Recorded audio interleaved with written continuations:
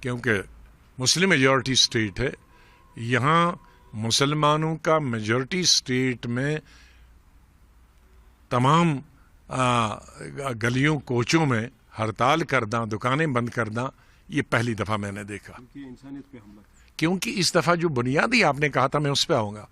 کیونکہ پہلے جو حملے ہوتے تھے وہ ملیٹنٹ کے حملے یا تو سیکورٹی فورسز پہ ہوتے تھے یا کسی علاقے پہ ہوتے تھے. یہ پہلا حملہ ہے جو کشمیریت پر اور انسانیت پر حملہ.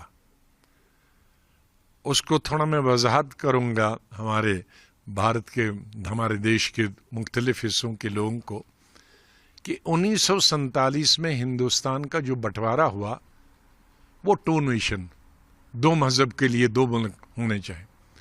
لیکن جموں کشمیر کے مسلمان اور جموں کشمیر کی لیڈرشپ، اس وقت لیڈرشپ شیخ صاحب کے ہاتھ میں تھی. لیکن خالی شیخ صاحب اکیلے نہیں ہوتے، اگر لوگ ساتھ نہیں ہوتے تو وہ کیا کرتے.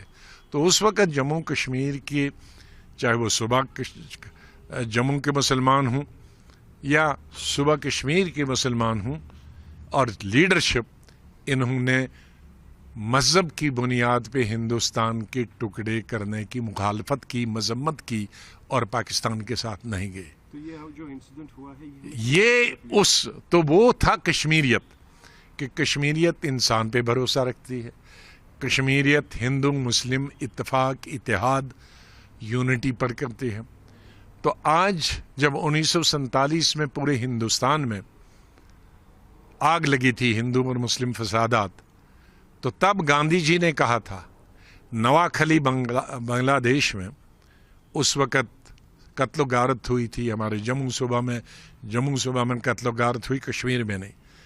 تو گاندھی جی نے کہا کہ پورا ہندوستان جل رہا ہے، اندھیرا چھایا ہوا ہے، لیکن روشنی کی کرن مجھے صرف کشمیر سے نظر آتی ہے، جس کو میں پارلیمنٹ میں کئی بار کوٹ کر چکا، اور ہندوستان میں شاید لاکھوں میٹنگوں میں کوٹ کر چکا ہوں. تو وہ جو گاندھی جی کا روشنی کی کرن تھی کشمیر سے، کہ یہاں دھرم کی بنیاد پہ کبھی نہیں.